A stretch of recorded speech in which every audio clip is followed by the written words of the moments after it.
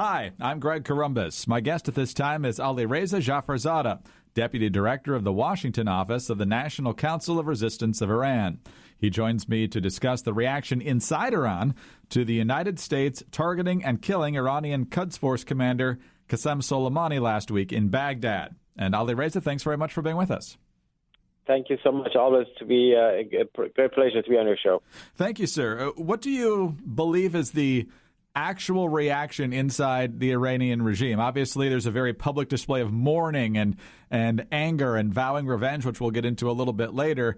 But what's the impact on the regime that Soleimani is dead?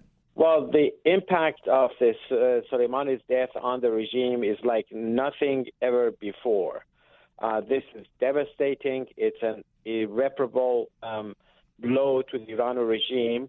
It's a game changer, and the reason for it is that Soleimani wasn't just a commander of a elite, repressive force or a commander of a terror operations. He was the second most significant player within the Iranian regime after Khamenei. He was the one who was protecting him, who was keeping him in power. And not only in terms of the foreign policy of the Iran regime, which was actually run by Soleimani, not by Jafarzadeh, but also internally. Every time the regime was in trouble, he would come to rescue the regime. So his weight and his impact within the regime was huge, and that's why Khamenei himself came up and attended the event that the regime had set up for Soleimani. And in one word, the regime will never recover from the loss of Kassem Soleimani, period. Yeah, I saw a quote from the one of the most prominent resistance leaders, Maryam Rajavi, who you've referenced before in our interviews, and she says this will lead to the end of the current Iranian regime much faster now that Soleimani is dead. Why? Well, the reason for it is that the Soleimani wasn't just involved in the external operations of the Iran regime in terrorism.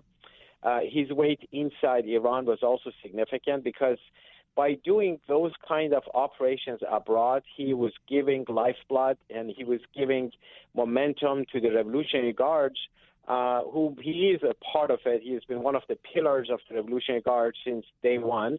But by weakening the Revolutionary Guards, the apparatus of repression will be weakened. Even during this uprising that we had in November, Soleimani's role was significant. He actually lined up a number of Hashd Shabi, the Shia militias in Iraq, to participate in the suppression of the people, inside Iran.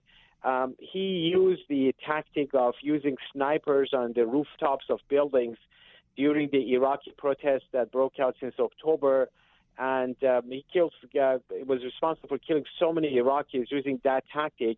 And then they used the same tactic during the IRGC attacks on unarmed civilians, unarmed protesters in Iran in November. So by weakening the IRGC, it just basically paves the way for the protest, the uprising. It just speeds up the wheels of change, and that's why Mrs. Rajavi emphasized that this has really ignited further the process of change in Iran. We're talking with Alireza Jafarzadeh, Deputy Director of the Washington office of the National Council of Resistance of Iran. And, sir, one of the things we're seeing a lot in the media right now is, oh, my goodness, look at the turnout in the streets in mourning and rage and defiance of the United States since the death of Soleimani. Take us inside how these demonstrations erupt. Is there a great anger towards the United States, even among some folks that are fed up with the regime, or is this all orchestrated by the regime? Yes, well, actually, it's all orchestrated by the regime. You've seen that Khamenei himself is on top of it. For 3 days, the Khamenei announced the mourning, meaning they shut down all of the operations of the government, the schools and everything, trying to force the government employees to participate in this circus, the show that they're trying to put up for his funeral in Tehran, and they're forcing students to participate. The Revolutionary Guards and the military forces, they have plenty of them, and they're just lining them up in plain clothes and trying to pose them as though these are like regular people. You look at the pictures, you can see lots of turbans of the clerics who are there, lots of people with birds, who are the besieged forces. There's no real ordinary people. Even those who are forced, a lot of them defy it and escape. The students, elementary school students, are forced to line up and start, mourning and crying. And there are lots of videos on YouTube showing that how students are actually laughing. So, in one word, the killing of Soleimani has brought a lot of joy among the Iranian population, a lot of hope. They feel that this regime, as they saw in November 2019 uprising, is far more vulnerable, and the overthrow of the regime is at reach. And this circus the regime has set up for, it's going to last for a day or two, and then they're going to face a lot of the problems as a result of the consequences of the loss of Soleimani. So you don't expect that the killing of Soleimani will lead to any sort of unified effort in support of the Ayatollahs and the mullahs going forward? This is going to be a very temporary thing. There is no support now. Right now, they've just lined up their own forces, which were part of the regime to begin with. But what it will do, it will actually backfire. It will speed up the process of change.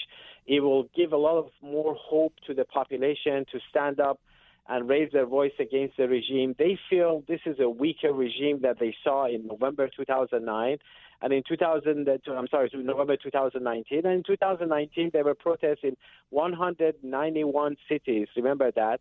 And the regime had to kill 1,500 people, arresting 12,000 people.